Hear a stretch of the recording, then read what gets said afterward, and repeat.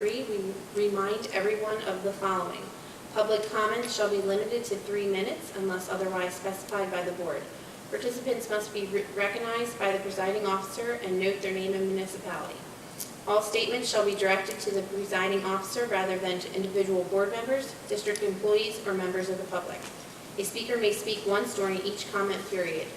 Please note that these sessions are designated for comments, and to protect the confidentiality and privacy rights of all members of our community, the board encourages members of the public to direct any comments regarding particular individuals, such as students or district employees, privately to the superintendent or other appropriate administrators or board members, or to communicate with the board and superintendent privately by sending an email to psdschoolboard@pennridge.org.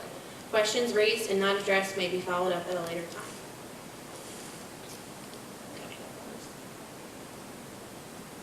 Any public comment? All right, hearing and seeing none, we'll get started. And we have the technology summer review with Mrs. Miller.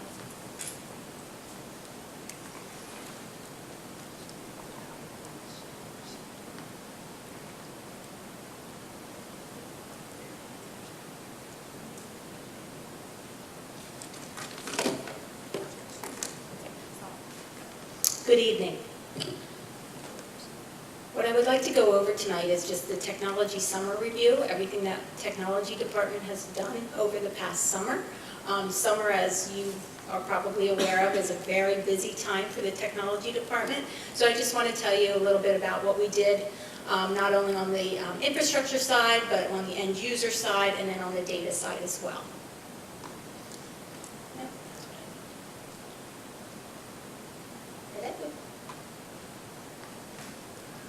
Okay, we're going to go like this. Help Diane. Wait a minute. Technical difficulties. Even that's not good. I'll just press when you go. Let me see.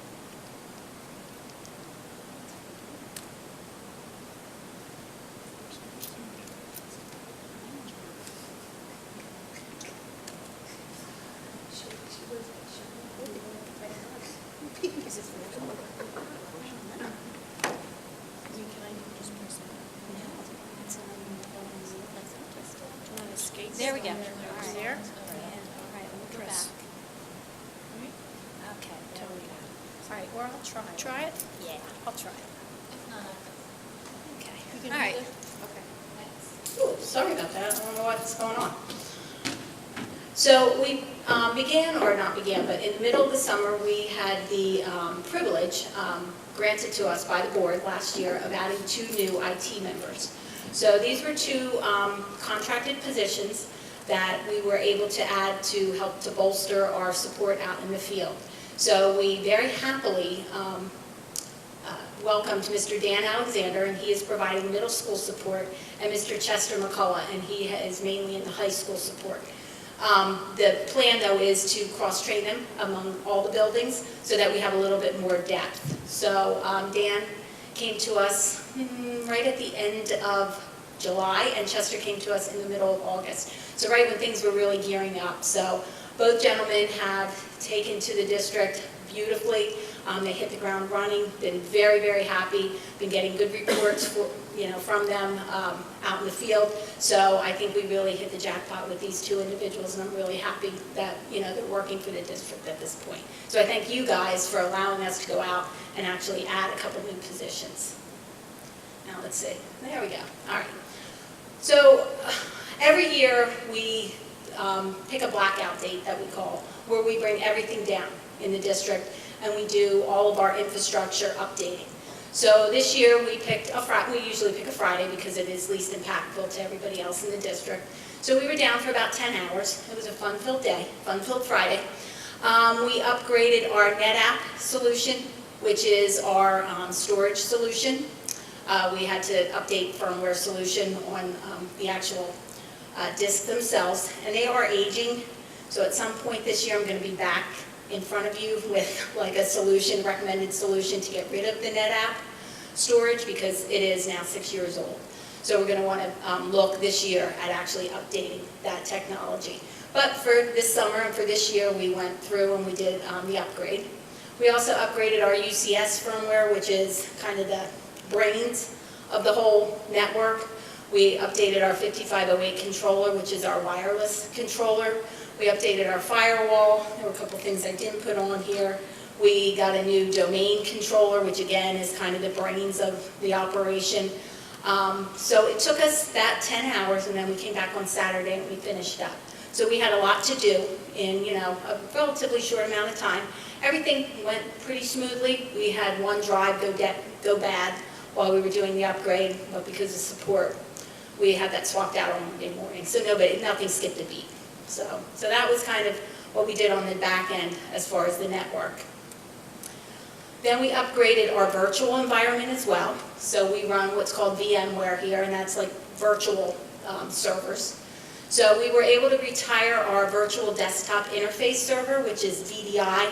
So some of you may remember when we went out and we got the VDI thin clients, I think it was 5 years ago at this point. They served a purpose at the time, but they were at the end of the road. So we have totally retired them. We did not relicense them for this year. So we replaced the VDIs. They were really in some of the labs, some of the libraries. So we were able to replace a lot of the VDIs with older desktops that we had pulled out from some of the teacher workstations. So we didn't really replace with new technology, but it's new in that area. We also retired about 20 plus virtual servers. Some of them were just test servers. Some of them were from the Exchange update that we ended up doing. Some of them were just, Kronos was one of them that we had moved off of one server onto another. So we retired right around 20 servers, which also freed up a lot of space for us. So that was good. Then we had to upgrade to what was called the ESX 6.5 platform. So we actually we have 4 different blades, they're called, and we moved from one blade to another, did the update, and moved everything back from one blade back to the other.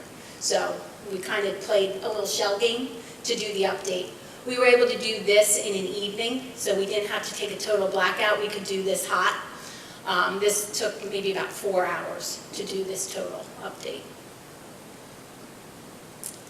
Something else that we did, and we did this actually with E-rate funding, we replaced and installed additional wireless access points in the middle schools. So currently we had an access point just about in every other classroom in the middle school, but as we're now increasing the number of devices in the middle school, we really need one AP in each classroom to make sure that we have coverage for all the students. So what we ended up doing was, and again this was E-rateable, we replaced the existing APs with the newest model.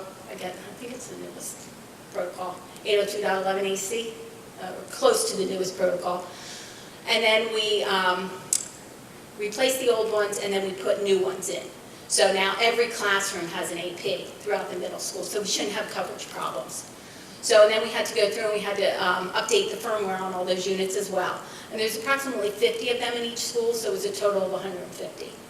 We did hire a contractor to do that. We went through E+ to do that, and then they sub out with the cabling and the actual installation. The last thing that we did that was the biggie of the summer was we migrated our email. So Exchange, we went from Exchange Server 2010 to 2016. So we migrated a little over 1,800 mailboxes that weekend. You guys probably got a lot of emails saying we're going to migrate. You might have, a little glitchy here or there. It went relatively smoothly. We only had 2 mailboxes that must have been a little corrupt that we had to do manually. Everything else we were able to migrate. Took the entire weekend. It took from Thursday night until Sunday night, actually, to move everybody, but it did move. And I don't think anybody missed any email or anything. I think everything went smoothly. So the big thing here, as far as from the end user's perspective, is Outlook Web Application, or OWA.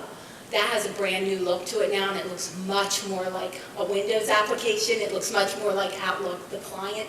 We were still on such an old version, 2010, that when you logged in via your email or via the web, it really had a different look, and you were missing some functionality too. So I think the look is much sleeker now. If you have to, go in from home, it just has a much nicer look, and it's more robust.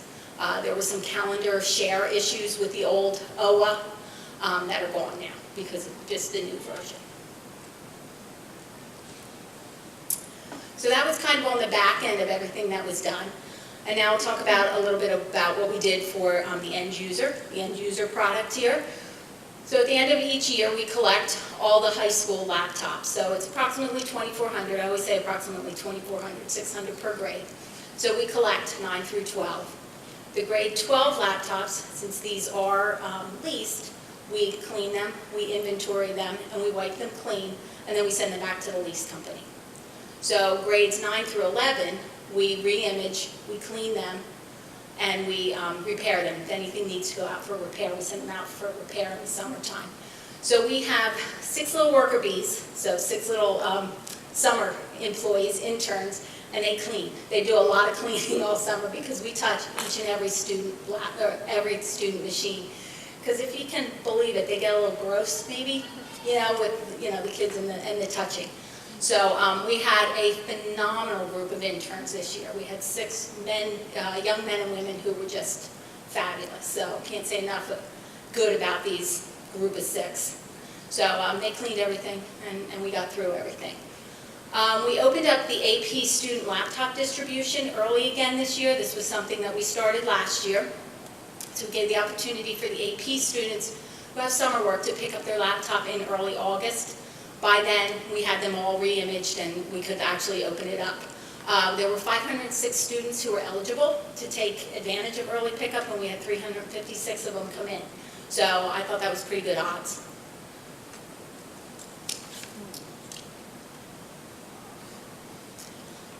So then at the high school, what happens next is we get the 9th grade class laptops come in.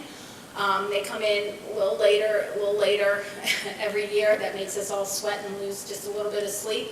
But they did come in 2 weeks before school started, I guess it was. So we got 650 laptops in, and we were able to get them imaged, inventoried, through the system, so we could start to distribute them. We actually started to distribute them on Thursday. This is the 9th grade I'm talking about. So we distributed the 9th grade on Thursday, Friday, Monday, and tomorrow is the last day. And the way they're distributed is the student comes through into the library area, and they get their laptop, and then Mrs. Gurish goes through a little orientation with each and every one of them. So I think she can probably say that in her sleep, and she'll be glad when it's Wednesday, I'm sure. Because there's 650 kids, or I guess right around 600 students. The rest of the laptops for grades 10 through 12, we open up distribution the week of August 20th, and we had distribution Monday, Tuesday, Wednesday, and Thursday of that week.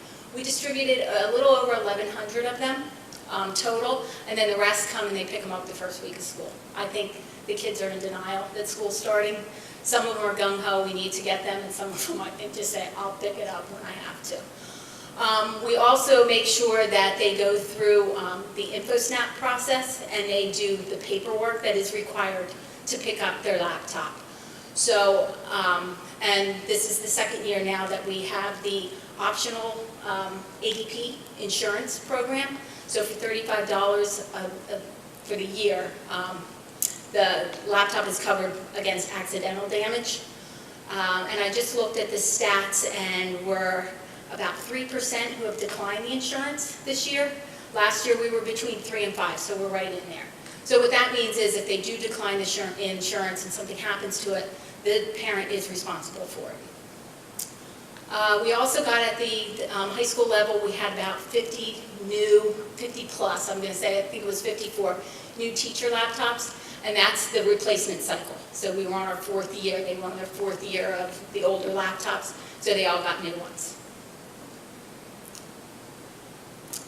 Now in the middle schools, we do it a little bit differently. So we have a classroom set of Lenovo 300Es in each of the core 6th grade classrooms. So this is our second year injecting this technology into the middle schools. So we moved the existing 6th grade laptops up to the 7th grade classrooms, and then we inject the new ones into 6th grade. And then next year we're going to move 6th and 7th up to 7th and 8th, and again inject into the 6th grade. So the conversation will come up this year, do we change, right now the students do not take them home in the middle school. They stay right in their classroom. So we've been talking about the past 2 years, do we make a change in that program? Do we allow them to actually take them home and make it a true one-to-one? So I think we'll have that conversation again to see where we can, progress with the technology in the middle school, especially with Canvas coming on board in the middle school. So for this year, though, they don't move the classrooms. Like, they stay in the classrooms. The student picks up, I go into math class, I'm, number 1. I go into English class, I'm always number 3. So this laptop does not move around with the student. The laptop stays in the classroom. We had really good success with that last year, so we decided, since we're still in the phase-in process, just to kind of let that model work through. But I think maybe next year we'll be looking at doing something a little bit different. Then our buddy STEM, we are adding an additional cart in each middle school for STEM 2. So we're getting another cart. Last year we got 1 cart for each of the STEM, for each of the middle schools, 30 laptops, 35, shared between STEM 1 and STEM 2. So this year we budgeted for just a cart for STEM 2, and it's a little bigger screen because they're doing a little bit more with Corel Draw, a little bit more CAD work. And the teachers were saying it's kind of hard on that 11-inch screen, so we went with a little bigger screen for them. Those were delivered today. So I got word, yeah. So they were delivered today. Everything's been a little bit slow this year for some reason. I don't know if it's the weather or what, but. So hopefully we'll have them out into the middle schools by the end of the week. At the elementary schools, we set up a new cart in each of the libraries. So if you recall, there was a program improvement that included the librarians at the elementary schools. So each library now has a cart with 15 Lenovo 300Es. So again, very similar to what you guys are using up there. In fact, I think they are the 300Es, and 15 iPads. We also had to replace, we injected 330 of the 300Es into each school because we were on a replacement cycle for those carts as well. And then again, we clean and re-image every student computer. We're still using old iMacs in the elementary schools, and I see some people lifting their eyes there, but we have them provisioned as Windows machines. So we have them up to Windows 10 somehow. I'm not quite sure how, because they are between 8 and 9 years old. This is the end of the road for those. So we'll have another conversation about that too at some point in the year. So those iMacs are at the end of life. We don't have anything to replace them with. But they are an additional workstation in the classroom, so the teachers like that, and they all love the nice big screen. So they're still hanging on, so we're still there. We also installed a USB dock into each of the classrooms for the teachers. When the elementary teachers got their laptops, they did not get a docking station. The high school and the middle schools did get a docking station. So this year we got a docking station for the elementaries. That just allows them to keep all the peripherals plugged in, and they just have to take their laptop rather than plugging everything back in. So it just makes it a little bit cleaner, a little bit neater, a little bit easier to just plug and go. And then at the end of the summer, we put everything back. And that's in every classroom at every level. So the custodians pull it apart, and we put it back together. Sometimes it takes twice to put it back together, but we do put it back together. So that's what's happening at the elementary schools. As far as the iPads, we do use JAMP, which is our MDM, or our mobile device management system. So we had an upgrade to JAMP, and that was just kind of the normal upgrade. So we went through the upgrade process. We now have approximately 1,000 iPads district-wide. They love them at the elementary schools, and they really like them for the special ed students as well. So they really fit nicely into some of the curriculums. So we collect all the iPads, we clean them, we upgrade the ones that we can. We do have some that are kind of end of life as well that we can't upgrade the iOS, but for the most part we can get them upgraded. But some of the really early iPads we can't. And then there's always new apps that are being added to the catalog as they're approved. We did some training this summer for the administrators and for the support staff. So we brought it was predominantly the principals and their support staff. We brought them together. We did it for the district office though too. We had a training on SunGuard version 5.2. So SunGuard is our HR business package, and we're upgrading from version 5.0 to 5.2. 5.0 is kind of not going to be supported anymore at the end of this year, I guess it is. So we're in the middle right now of like a parallel payroll, so we're doing all the testing before we can actually migrate to version 5.2. We wanted to do some training, obviously, before we just like said, hey, here's the new version. It's not a whole lot of new functionality that's involved, but the interface is wildly different, and it's wildly better, actually. So we got good feedback for the new version from the administrators and the support staff. So I'm hoping if we can get through this parallel payroll, we're kind of hung up on one area, that we can actually do this migration either by the end of this week or next week. Again, they didn't think it was going to be that disruptive. So we went through SunGuard, and then we revisited Kronos, which is our timekeeping software. It was kind of a year later, so we wanted to do just a follow-up to see if people had any questions and to get feedback. One of the really positive things that we heard was the mobile app. There's a Kronos mobile app, and everybody seems to love that because you can request your time off on your phone. Managers can approve time on their phone. They can see schedules on their phone. So that was really a resounding yay, that people really are in favor of the Kronos mobile app. We did a little bit of training on PowerSchool incident management, which is a new way to report discipline in PowerSchool. So it's a whole module, it's a whole system within PowerSchool, and it is much more robust for reporting, for state reportable events, for PIMS. So we're getting the ball rolling on that as well. So we had some training on that. And then ExactVision is the security app for the security cameras. We trained the security officers. We got the app on their phone, and the principals the app on their phone as well, so they can pull up the cameras on their phone. And then the tech integrators have been doing OneNote training. As Dr. Bolton is coming into office here, he will be sharing a lot of documentation through OneNote, so we wanted to make sure that the cabinet was trained. I think the principals have been trained, support staff has been trained, so we're trying to get everybody up and running on OneNote as well. So that was, we offered 2 training sessions, the same training, 2 different times. One was like August 8th and one was August 21st or something. So we ran it twice. Then the last leg of the stool of what we do is the data. So there's data, as you can imagine, within the district. So it all begins with our rollover of PowerSchool, which is our student information system. Once PowerSchool is rolled over and everybody is promoted, then all the ancillary data systems like busing, library, food services, Linkit, Blackboard, they can all be updated then. So PowerSchool is the hub, and everything else lives out of PowerSchool, comes out of PowerSchool. We've got the state reporting filed for the 17-18 school year, student account management, all the new student accounts, all the new students, the students who left, we have them aged out. We're extending Naviance to grades 3 through 5, and that's going to help with the new Future Ready Index is the way that we're in. You're going to hear about that a little bit later. So that's where we're going to hold the artifacts for grades 3 through 5 as well. So we had to extend Naviance to some of the lower grades. And then there's a new program, and this one's actually a free service. It's called SCORE. And the counselors at the high school are going to be using that. It's kind of a supplement to Naviance. Again, it's a free product, and so we're going to give that a go as well. So that had to be set up as well.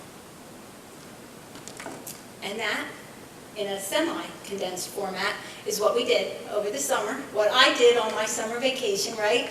So we're up and running. There's always issues here and there. We haven't quite had that big it yet where something implodes and we weren't expecting it, so we're going to keep our fingers crossed.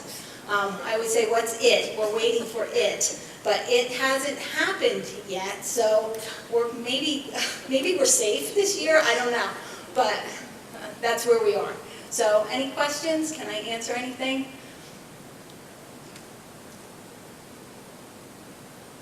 I just have one question and then some public praise.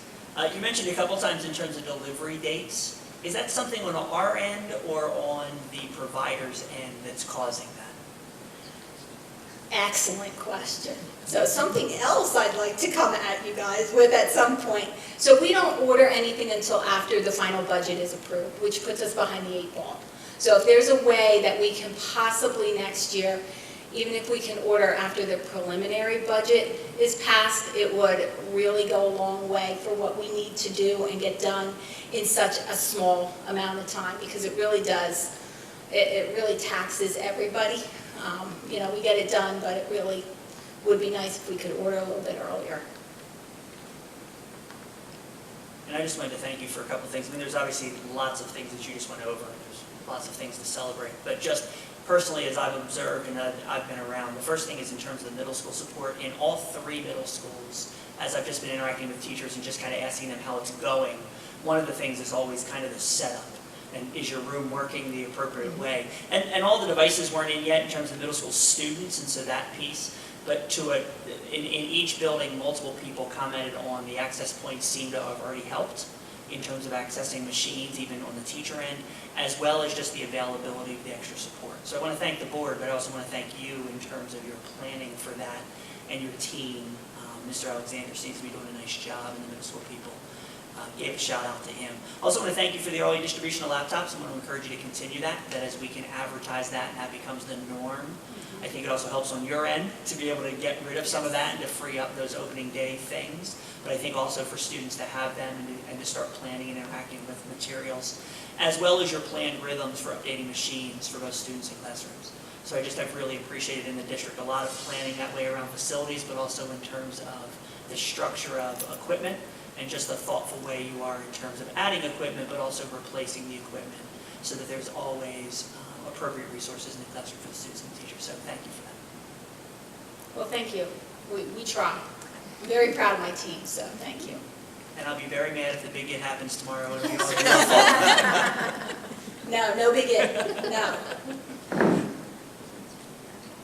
Thank you so much. Thank you so much. I can tell that your team does a lot over the summer. Very productive. We appreciate it, and we'll have to keep that in mind next year for the budget, definitely, to get you guys rolling quicker.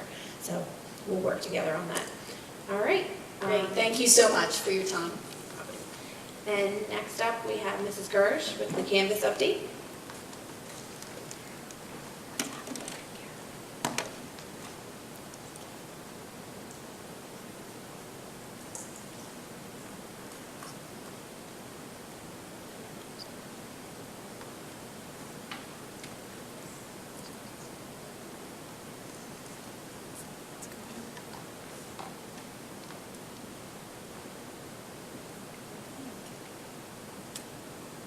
Maybe this is it. If this is it, we can handle This is that. it, yeah.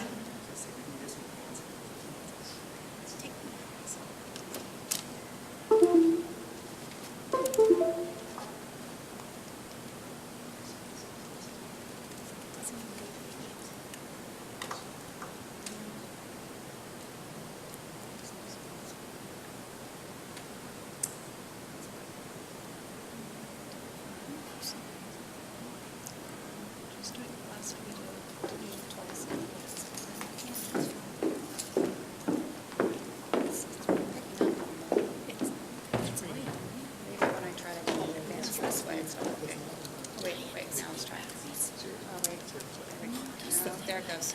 There it goes. You know what it was? We needed to bring it up. I pressed the up arrow. All right. Don't know why. All right. Sorry.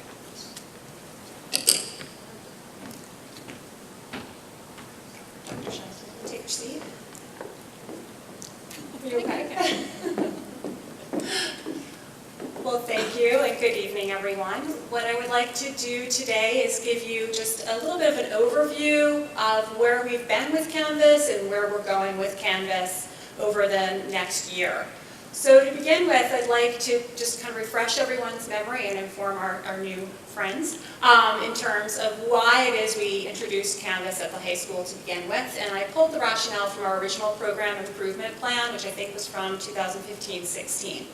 And really what we were looking to do with the implementation of Canvas at the high school was to provide us with a robust system with multiple functionalities that would support cyber learning, blended learning opportunities, would create a consistency and a uniformity for students, parents, and teachers in terms of our online presence and digital access to materials for our students. We were really trying to create a consistent platform with the integration of Canvas. And finally, what we were really trying to do as well was to begin to develop a platform that could be used, at least at the secondary level, to help facilitate professional learning. So a home base for professional learning materials for our staff. So those were our three primary goals early on with our Canvas implementation. And through the presentation, I think you'll see how we've begun to really fulfill all of those goals in the last few years. So to begin with, to refresh everyone's memory, when we began with Canvas with our implementation, we began with a series of pilot teachers in the 2015-16 school year in the spring. They worked through with their classes. They really were the initial people who were trained on the system, and then they became our key turn trainers when we began to expand into the 16-17 school year. At the end of the 15-16 school year, teachers were completing a beginner and an intermediate training course. One of the great things about a system like Canvas is we can not only use it, we can have our teachers use it as students. So as they were learning the system as a student, they were learning how they could implement it in their classroom, but they were also getting that experience that their students would be having. So it's a multifaceted training. With that training that we did in June of 2016, it was the first time we really introduced a truly tiered system of professional development. Teachers had some choice in how they wanted to complete those training courses. They could either complete them completely independently, it was all housed on Canvas for them. They could also complete it with the support of one of those pilot teachers, or they could complete it with more direct instruction with me or another tech integrator. So teachers got to choose their comfort level and get the support that they needed, and we found that to be a really successful method, and we've continued to use that strategy with later trainings. When we began with Canvas in 16-17, we had 4 goals for our teachers. And they were to post a daily agenda. Today in class we did this. They were to put due dates on the calendar, have a syllabus provided in Canvas, so there's the course information available right within Canvas, and then to upload handouts to make sure, as possible, as appropriate, to upload materials into Canvas for student distribution. During this time, our teachers had access to some ongoing support. That included having me as the tech integrator in the CAP room, the Cyber Access Point room in the high school. So I was there not only to support our growing cyber program and our cyber students, but also there as a resource person for high school teachers as they were learning Canvas. I began the Friday 5 blog, which is a twice-a-month blog that features 5 tips on a Friday, typically related to Canvas. We had the use of Canvas be modeled not only by me in our trainings, but also by high school administrators and department supervisors. They began to use courses to distribute information to their faculty. And then we often had Canvas sessions during select district level or building level, I should say, professional development days. As we moved into year 2 in 17-18, we continued with those first year goals. We got a little smarter with some of our use of Canvas, and we really tried to get teachers to adopt the concept of modules and the use of modules to organize course materials. So that was really our focus of year 2. And at that point, we had the same ongoing support going on. I was still in the CAP room, we still had the Friday 5 blog, and we had the modeling going on as well. So we expected proficiency in those first year goals from teachers and extended to the use of modules to organize course materials. Now in year 3, we are looking for the demonstration of consistent implementation of the year 1 and year 2 goals. We are really working to get teachers to be more comfortable collecting and grading work in Canvas. With our statistics, we have about 50% of teachers who are collecting work at the high school through Canvas. really trying to kind of encourage some of those more reluctant teachers to explore collecting work and really learning how that can create a more efficient workflow for both them and their students. So one of our goals for this year is to collect and grade work at least one time a marking period. And then teachers were able to create a self-created goal. So for example, some teachers are looking into mastery pathways, a way within modules where you can set a pre-test and then work is released to students based upon how they score on a pre-test. We have some teachers who are looking to use discussions more within their classes. We have some teachers who would like to learn how to embed more videos into their courses in Canvas. So we've allowed teachers to really reflect upon their personal teaching style, their personal comfort level, and also what's appropriate for the subject that they're teaching. So that's been a self-created goal. Continuing with support, we have all of the same things, still in the Cap room sometimes, so I'm there. We have the Friday 5 blog, and we, again, will have Canvas sessions and select building professional learning days. Overall, 3 ways that I think we can see that the use of Canvas has really benefited the high school come down to communication, our growing cyber program, and really with our clubs at the high school as well. In terms of communication, outside of just having your course, where you're getting course material information for your social studies course, your math course, your English course, we also have each grade level with a class of course. So today and last week and tomorrow, I was explaining to the freshmen the class that they have the class of 2022 course, and that course stays with the students for all 4 years. And that course is used primarily by guidance to provide some career and college planning materials to students, just an access point for information. As a freshman, what are some of the things you can start thinking about as you are planning for your future? So it's utilized by them, but it's utilized as well by assistant principals, by class advisors, by yearbook, to give out any kind of important information that's targeted for a grade level. So it's a really neat opportunity. It's really, I like when I hear the announcements, check your class of course for information on signing up for this event through Student Council. So it's a place where everyone knows they can go to get the materials that they need that are appropriate for their particular grade level. Clubs are also finding the use of Canvas as an effective way to communicate information. Many clubs will make a course for their club, and then the club advisors will invite the students in, the members and the students into that course. So it's a great way to provide information about upcoming events. And what's great about it is students are already in Canvas looking at their course materials, so they find out about their club activities at the same time. 3 clubs that I know use it really well are Mini-Thon, Key Club, and Ski Club.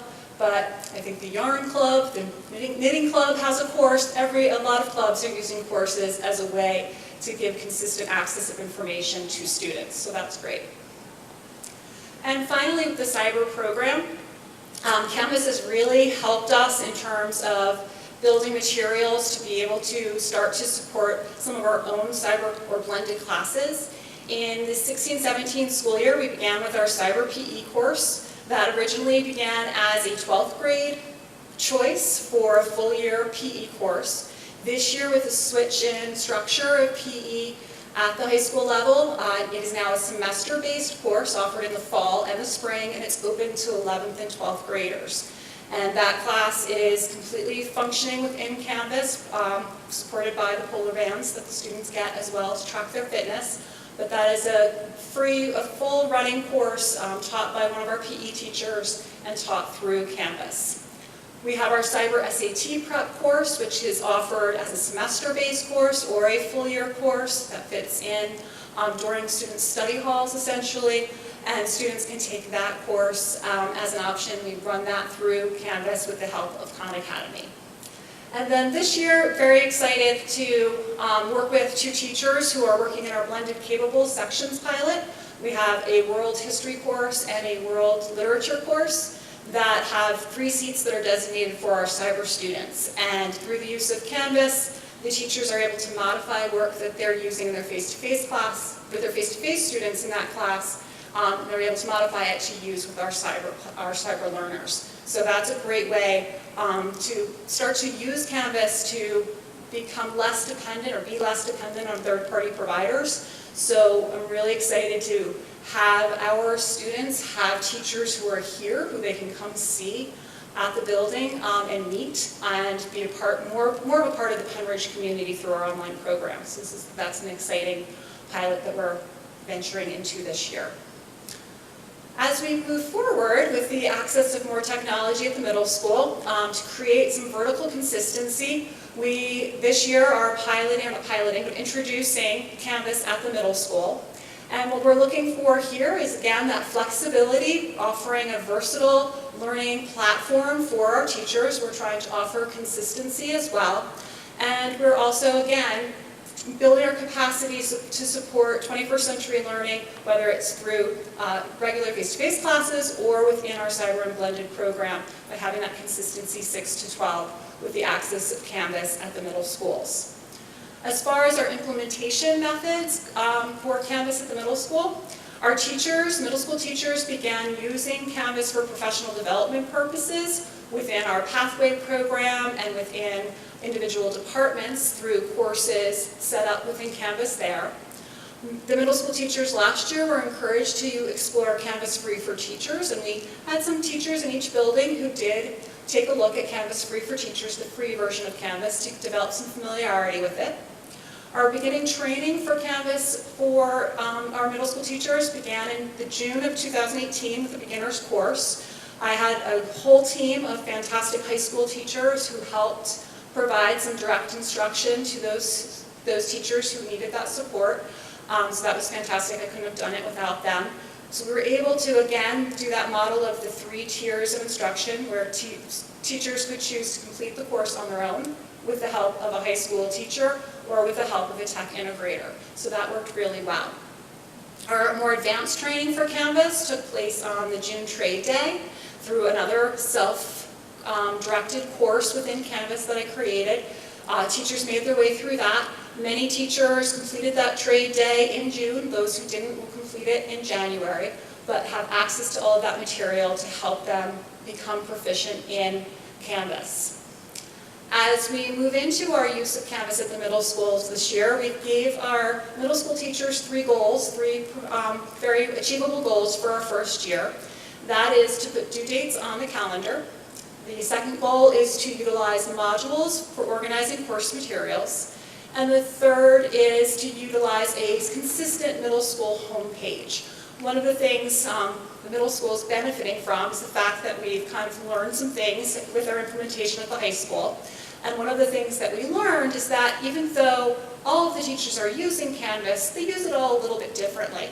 So we thought for our middle school students, especially beginning, that it would be nice if every course that they go into has a consistent uniform homepage. So that template has been provided to the teachers so that every course looks essentially the same and is set up the same way. So students will become very comfortable very quickly figuring out how to access materials within their courses.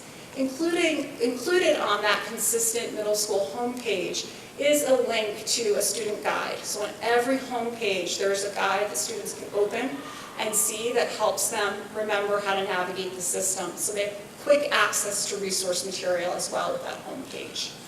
In terms of our support for our middle school teachers, they will have access to tech integrators, myself included, by appointment or during team meetings, and I already have lots of appointments lined up, so I'm excited about that.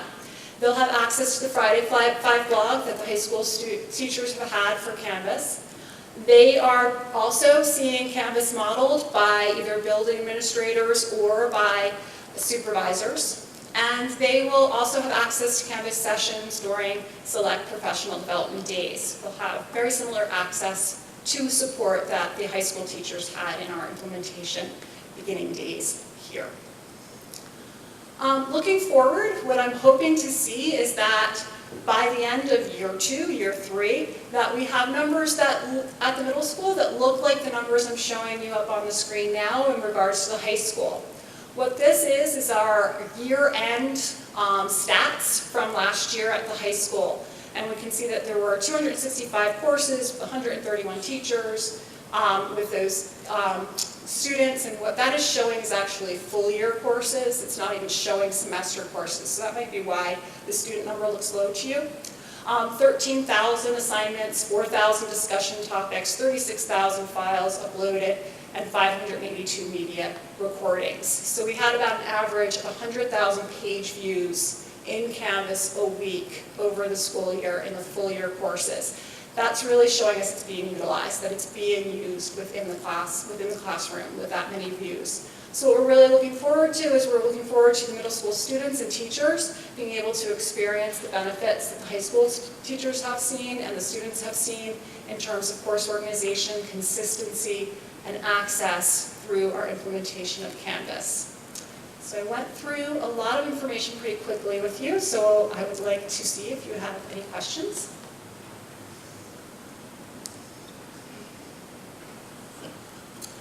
Ms. Gersh, Yes. can you comment further on this blended capable issue or pilot that you're doing? You said there were 3 seats in each of the 2 courses that are being offered. Right. How is the decision made to choose 3 seats, and are they completely filled, and how are they filled? So there are 3 seats, they are completely filled. We chose 3 students who were already in our program and where we had kind of a group of students who were going to need the same course. So we didn't want to put one student in this course, one student in that course. We had a grouping who all needed the same course. Those are students who have experience in online learning. They've been doing it for 2 or 3 years, so they have a lot of experience in terms of what it takes to be a successful online learner. The number 3 was agreed upon with the teachers. Dr. Shaw, you were involved in that number determination. That was the agreed upon number. Yes, and we did speak with the teachers to try to figure out what would be reasonable. And 3 students to start, we thought was fair. And we wanted to make sure, obviously, that it would be successful. So we had 2 teachers work over the summer to expand their course to include our blended learning students. So those blended learning students, we were paying for courses through APEX or K-12. We took those courses that we were paying for, we no longer are, and the teachers built those into their system, so into their classroom. And I'd really like to applaud them as well. They've been working very hard on that, and we reviewed that today. So the number 3 really is taking a look at the students that we had to work with who had similar course needs and the reasonableness of a start for teachers. So then what those teachers are doing is as Dr. Shai just said, they're taking what they would be doing with their typical classroom and students in their classroom, and they're modifying and adjusting to provide it in a way that is appropriate for a student who's not in the classroom and provide it through their campus course. And what's great about it is then when they are doing certain discussions, the online learners can actually be interacting with the face-to-face learners as well. So really trying to make sure that our online learners feel like they're a part of our Pennridge community.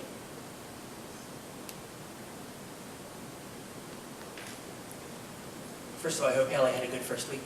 She did. Awesome. What kind of feedback have you gotten at the high school level from teachers and students and parents as you've rolled out Canvas over the couple of years? There have been highs and there have been lows, to be honest, but some of the best feedback I've gotten are from teachers who are very resistant, saying, I don't want to do this, I don't want to learn something new.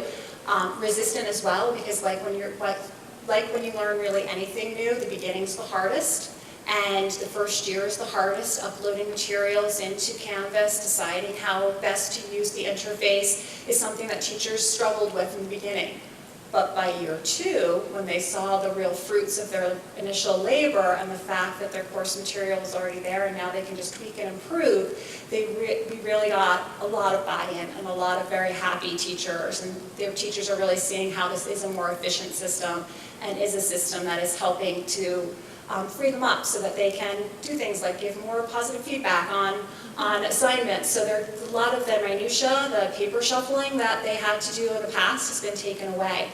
Students have, especially the students who remember the days when we didn't have consistency, the students who remember when they had some classrooms on Google Classroom, some on Edmodo, some on Moodle, some who didn't use anything at all. Those students really appreciated the fact that we had that consistent platform, that there was one place to look to see what was happening across the board in your classes. Some of the feedback we've gotten from students is, and this is where we've applied it to the middle school, is everybody's using Canvas, but everybody's using it a little bit differently. So I get confused about how my math teacher is using it versus my English teacher. So we've been responsive to things like that.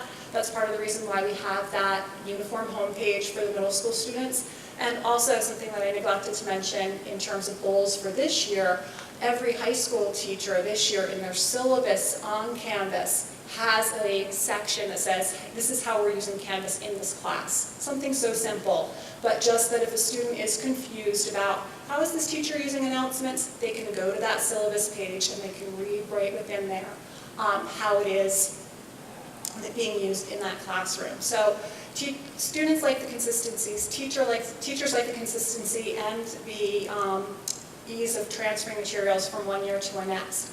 Parents, we've been pushing the parent observer accounts. I don't get many questions from parents about how to establish their observer accounts. I don't get many questions about how to utilize the observer account. I think parents like it, as the students do, that the students have a consistent place to go and have a set place to look for course materials. So I think overall, just by the page views alone, it's a product that gets used. And that makes me happy. I think it's a good investment as a district and a good investment for our students. I'm not surprised to hear the feedback you received from the teachers, because I was really impressed when you talked about the differentiated model you had to kind of allow teachers to learn it at their pace. Mm-hmm. And those who are ready to go further, you gave them the platform to be able to do that, which then becomes the example for their colleagues and things like that. As well as the number of times you said professional development or modeling over the course of this presentation just speaks a lot to what it has to look like for the teachers and the emphasis you've put on that. So thank you for your work. Thank you. Thank you so much. We appreciate all your hard work, and I appreciate the professional development piece as well. I think that's really important, and I love how reflective you are as this goes forward with making sure that there's appropriate changes to keep things going in a positive direction. So thank you. Thank you. All right, we're back to public comment.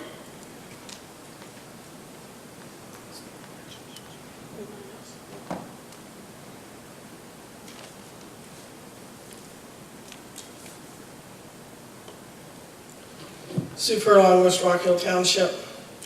I want to make something real clear before I make my remarks. I've always been in support of adding technology to the classroom. I think it's important for the students, especially in today's job markets. And so I don't want any of this to be taken as a criticism or concern about introducing technology to the classroom. However, mine is more of a process concern. For instance, there's a lot of things that were discussed tonight that I think are great ideas, but I heard the remark that we want to get started, we're waiting for the budget to get approved. The way I've always understood something is that just because it's in your budget and the budget is approved is not the same as approving the project. That has to be done in addition to approving the budget. The budget is a guideline, it's not approval for the rest of the year. And although most of these ideas, if not all of them, are great ideas, I don't remember a large number of them being specifically approved at board meetings. For instance, like the two teachers who worked during the summer to replace the cyber content. Was that approved at a board meeting? I don't recall it. My memory's not perfect, but I don't recall that expense being approved.